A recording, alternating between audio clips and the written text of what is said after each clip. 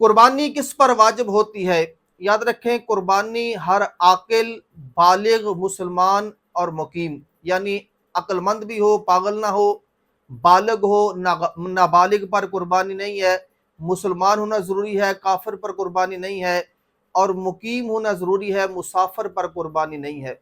और दूसरा, माल के निसाब होना ज़रूरी है।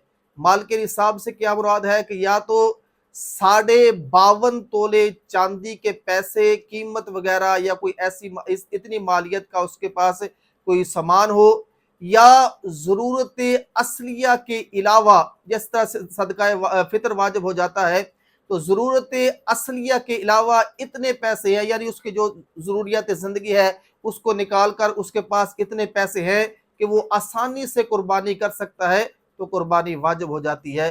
तो इसके अलावा किसी पर कुर्बानी वाजिब नहीं होती, यानी एक आदमी के पास पैसे ही नहीं है इतने कि वो कुर्बानी कर सके, तो उस पर कुर्बानी वाजिब नहीं है। कुर्बानी के वजूब के लिए ये दोनों शर्तें हैं, यानी आकिल हो, बालिग हो, मुसलमान हो और मुकीम हो, और माल के निसाब हो, तो फिर उस पर कुर्बानी वाजिब हो जाती है।